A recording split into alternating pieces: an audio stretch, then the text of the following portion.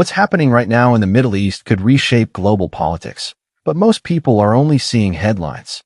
In this video, we'll see what's going on and what could happen next. Their army is gone. They're just about, look, their navy is gone. Their communications are gone. Their leaders are gone. 2 sets of their leaders are gone. They're down to their 3rd set. Their air force is wiped out entirely. Think of it. They have 32 ships. All 32 are at the bottom of the ocean.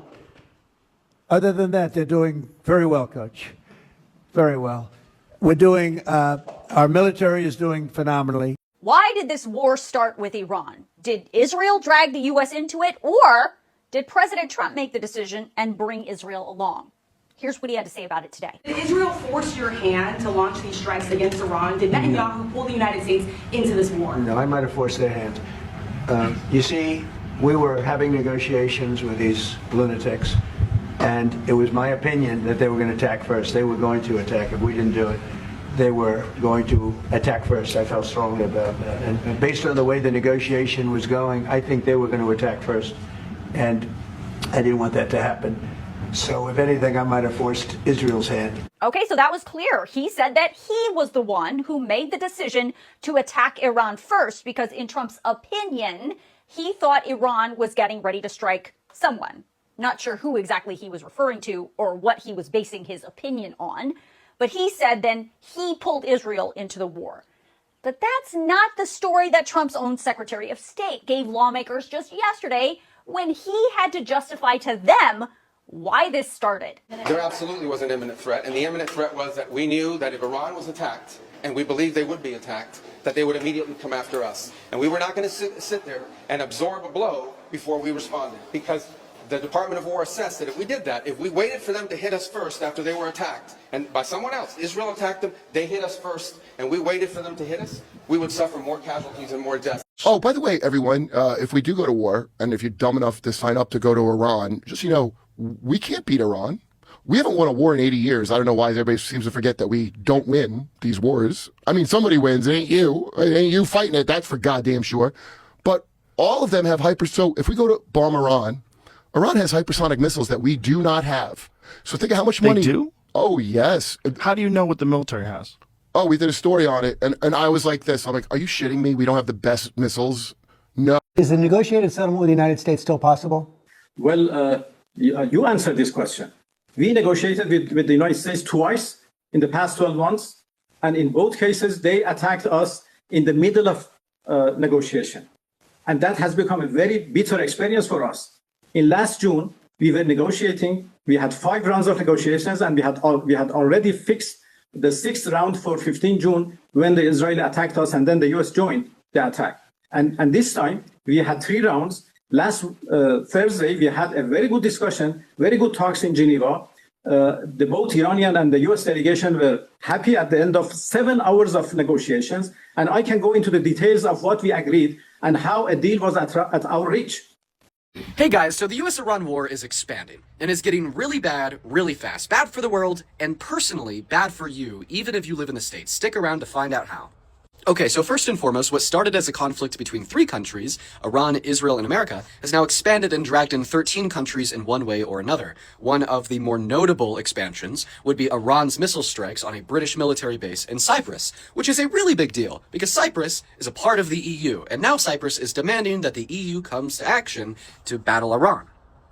Now, will the EU do that? Right now, it's unlikely, because so far the only response has been from Britain, who's now authorized the US to use their military bases in bombing Iran. Okay, now let's talk about how you're going to be hurt, like, a lot, even if you live in the States. So, point number 1, because of Iran's strikes on Qatar, Qatar has shut down their liquefied natural gas production. This is a huge deal because they account for around 20% of the global supply. This will have massive rebounding effects on the global energy market. And the second point, which will arguably hurt you more than the first, is the fact that Iran shut down the Strait of Hormuz. This is catastrophic news, because the Strait of Hormuz oversees around 20% of the world's daily oil production. Experts are warning A, this could spike the price of a gallon of gas for you to around $5 to $7 a gallon, and B, this will cause global inflation, because the price of oil and oil itself is involved in the transportation of nearly every other good. So when that transportation becomes more expensive, they'll just pass that off to you, the consumer.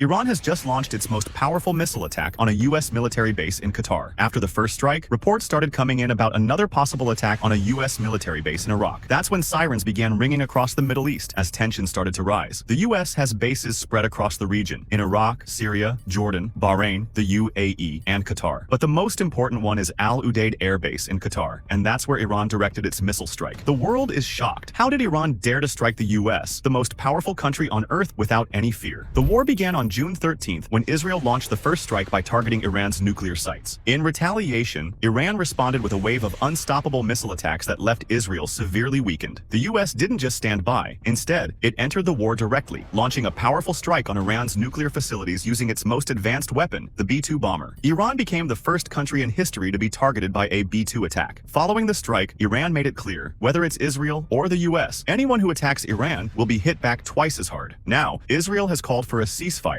officially announced by U.S. President Donald Trump. The U.S. government is lying about the number of current military casualties in their war on Iran. Current U.S. death tolls are reported to be in the single digits, with only 6 confirmed U.S. soldier deaths, but Iranian media claims to have killed over 500 U.S. soldiers. Top Iranian security official Ali Larijani reports 560 U.S. troop casualties, a figure that is not reported in U.S. media. This is, however, being reported outside of the U.S. China's reporting it. Spain is reporting it. But the U.S. military has already accidentally revealed that there are more casualties than they're letting on, with a now deleted job posting. The U.S. Dover Air Base in Denver was actually caught posting and deleting a job notice about a position for shipping the belongings of U.S. military casualties. The personal effects specialist position was posted for urgent hiring, suggesting that there are more casualties than the U.S. government is letting on. And this comes after Donald Trump's comments at Mar-a-Lago this weekend that there will likely be more casualties in the Iran operation, and that's just the way it is. Sounds like they were already aware of there being more deaths and were just trying to cover for themselves. Americans, to win wars in the Middle East, they use bombs, they use propaganda, and they use money. Personally, I think the strategy won't work.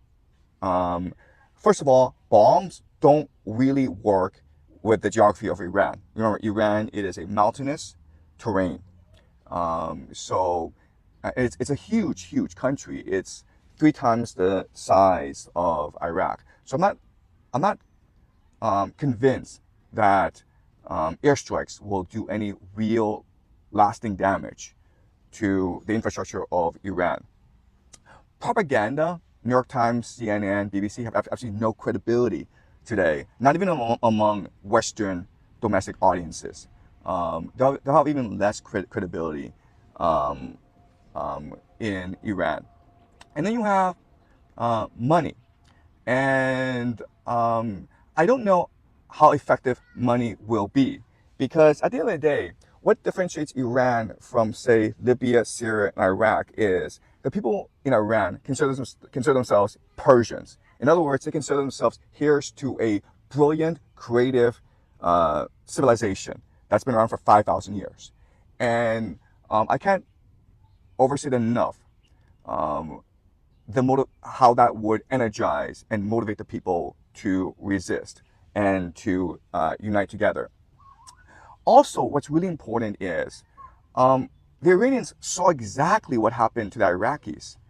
This once vibrant, harmonious, brilliant nation was destroyed by American sanctions and American airstrikes.